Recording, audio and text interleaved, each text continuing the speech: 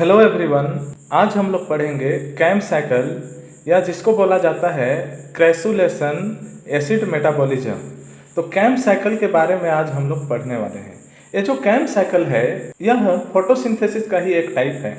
पिछले वीडियो में हमने C4 साइकिल को पढ़ा था। C4 साइकिल क्या होते हैं? C2 साइकिल से बचने के लिए प्लांट में मॉडिफिकेशन हुआ है और C4 साइकिल चलता है। उसी प्रकार जैसे कि मैंने बताया था, CO2 को यदि रूबिस को बाइंड कर दे RuBP के साथ तो जो साइकिल चलता है उसको बोला जाता है C3 साइकिल। लेकिन किन्हीं कारणों से O2 को रूबिस को पकड़े और RuBP के साथ बाइंड कर दे तो क्या हो जाता है? C2 साइकिल चलने लगता है। तो C2 साइकिल जो होता है हार्मफुल प्रोसेस होता है।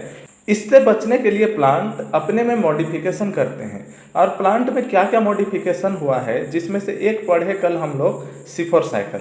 तो C4 साइकिल एक टाइप का मॉडिफिकेशन है और दूसरा जो मॉडिफिकेशन है वह है कैम्प साइकिल।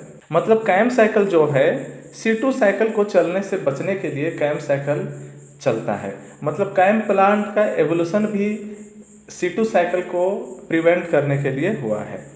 तो दोस्तों, कैम्प प्लांट में जो कैम्प साइकिल चलता है यह दो अलग अलग टाइम में चलता है, एक तो नाइट में और एक डे के समय में। ऐसा इसलिए होता है क्योंकि दिन के समय में इन मीजोफिल सेल में, ये जो सेल हैं ये क्या है? मीजोफिल सेल हैं। तो दिन के समय में मीजोफिल सेल में क्या होता है? Light reaction. और लाइट रिएक्शन होने पर क्या होगा?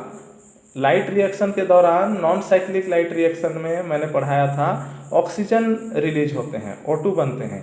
तो इस मीजोफिल सेल में क्या होगा? O2 का कंसंट्रेशन हाई होगा। और CO2 भी अगर हम लोग लेते हैं स्टोमेटा से और यहाँ O2 का कंसंट्रेशन भी हाई होगा। तो जो रूबिस्को एंजाइम है जो क्या करता है C3 साइकिल को स्टार्ट कराता है, वह रूबिस्को एंजाइम ऐसा संभावना हो सकता है कि ऑक्सीजन को पकड़े और RuBP के साथ जोड़ दे। ऐसे में फिर से C2 साइकिल चलने लगेगा जो वेस्टफुल प्रोसेस है। तो इससे बचने के लिए प्लांट क्या करता है? रात को ही CO2 को पकड़ करके रखता है अपने अंदर। तो कैसे होता है ये प्रोसेस, चलिए देखते हैं। कैम्प प्लांट में रात के समय स्टोमेटा को ओपन किया जाता है और एक CO2 को अंदर लिया जाता है।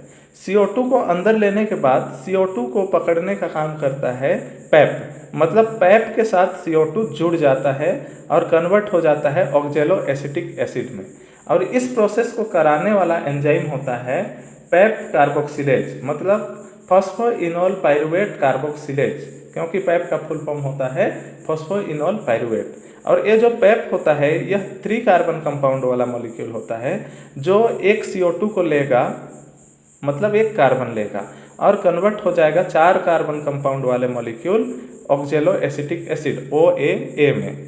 अब ये ऑक्जेलो एसिटिक एसिड में डिहाइड्रोजिनेज एक्टिविटी होता है और डिहाइड्रोजिनेशन एक्टिविटी को कराने वाला जो एंजाइम होता है उस एंजाइम का नाम है मैलेट डिहाइड्रोजिनेज। ये जो मैलेट डिहाइड्रोजिनेज एंजाइम है यह ऑक्जेलो एसिटिक एसिड में डिहाइड्रोजिनेशन करता है और ऑक्जेलो एसिटिक एसिड को बदल देता है मैलिक एसिड में। इस प्रोसेस के दौरान एनर्जी का रिक्वायरमेंट होता है तो एक NADPH2 इस्तेमाल होता है और NADP+ निकलते हैं यहाँ पे। अब हमारा मैलिक एसिड बन चुका है और मैलिक एसिड भी कितना कार्बन कंपाउंड होगा? 4 कार्बन कंपाउंड, क्योंकि ऑक्जेलो एसिटिक एसिड 4 कार्बन कंपाउंड था। अभी एक भी कार्बन का लॉस नहीं हुआ है। अब इस मैलिक एसिड को रात के समय बना लिया गया और इसको रात भर किस में रखा जाएगा? एक वैक्यूल में, रिक्तिका में भर करके रखा जाएगा। एक रिक्तिका बस होना जरूरी नहीं है, कई सारे रिक्तिकाएं होंगे तो सारे रिक्तिकाओं में इनको स्टोर करके रखा जाता है मैलिक एसिड को। जैसे ही दिन का समय होता है ये जो वैक्यूल में भरे हुए मैलिक एसिड हैं, स्टोर किए गए मैलिक एसिड हैं, ये बाहर आ जाते हैं। अब बाहर आने के बाद दिन के समय क्या प्रोसेस होता है? देखिए, अभी तक जितना प्रोसेस हुआ था वो रात के समय हुआ था। अब हम लोग देख रहे हैं दिन के समय होने वाला प्रोसेस। तो दिन के समय क्या होता है? ये जो मैलिक एसिड होता है ये मैलिक एसिड कन्वर्ट हो जाता है पायरुविक एसिड में और इसको कन्वर्ट करने वाला एंजाइम है NADP मैलिक एंजाइम। जो NADP malic enzyme malic acid को पायरुविक एसिड में जब कन्वर्ट कर रहा होता है इस दौरान एक CO2 यहाँ से निकल जाता है। मैलिक एसिड 4 कार्बन कंपाउंड था तो पायरुविक एसिड 3 कार्बन कंपाउंड हो जाएगा, क्योंकि एक CO2 यहाँ से निकल गया।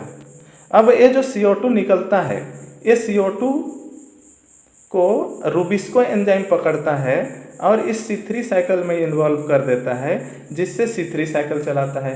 मतलब इस CO2 का उपयोग किस में हो गया? C3 साइकिल में।